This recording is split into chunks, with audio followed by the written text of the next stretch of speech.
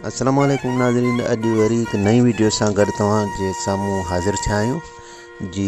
अॼु तव्हांखे हिकु भेरो ॿीहर नवकोट भरिसां ॻोठ हाजी लुॾर खां चांडियो में रईस हाजी जान मोहम्मद चांडिये जो माल जो वाड़ो तव्हांखे ॾेखारींदासीं। उन में आला नस्ल जूं ठगियूं आहिनि। जिन ठगियुनि बाबति चयो वञे थो त हिन जो नसुल जेको आहे इंडियन आहे, यानी इंडिया जे गुजरात जे कच्छ भुज वारे इलाइक़े सां तालुक़ु रखे थो। उतां खां पोइ सिंध में पहुतियूं। सिंध कहिड़े हिसाब सां पहुतियूं जी, उन बाबति असांखे जी मालूमात मिली आहे त शोरा क़बीले जे माण्हुनि कच्छ भुज मां ई नसुल जेको आहे, जंहिंखे कांक्रेज ठगी चवंदा आहिनि, कांक्रेज ठगी जी, इहा शोरा क़बीले जे माण्हुनि नंगर पार कर ताईं आंदी। जितां पोइ वरी महिराण पोटे जे माण्हुनि खे ख़बर पई, उन्हनि पंहिंजे शौक़िया तौरु पंहिंजे वाड़नि में हिन ठगीअ खे आंदो।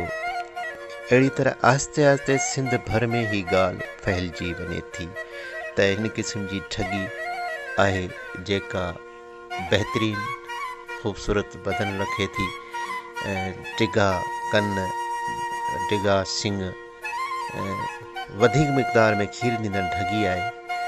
त अहिड़ी सुध पवण ते भाॻिया जेके शौक़ीन आहिनि त उन्हनि बि सोचियो त छो न इहा ठगी असां पंहिंजे वाड़नि में बि रखूं।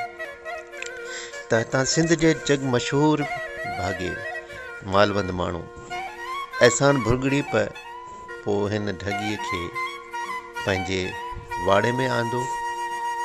जितां मशहूरी थी, ख़बर पई माण्हुनि खे अहसान भुरगड़ी वटि ही कांक्रेट नाले ठगी पहुती आहे।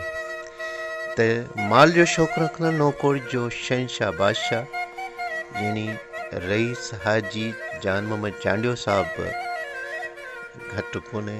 हुन बि ॾिठो त छो न हिन ठगी खे आउं बि पंहिंजे वाड़े जी ज़ीनत बणायां। त हाजी जान मोहम्मद चांडियो अहसान भुरगड़ी खां ही कांक्रेट ठगी जो क़िस्म आंदो। कांक्रेट ठगी ॾिसण में तमामु ख़ूबसूरत, बुत में बहितरीनु, ऐं कन सिधा ऐं सिंग वॾा ऐं ख़ूबसूरत तमामु भरपूर बदन रखंदड़ ऐं वधीक मिक़दार में खीर ॾींदड़ ही ठगी मूं पाण जॾहिं उते ॾिठी त मूंखे पाण वणी।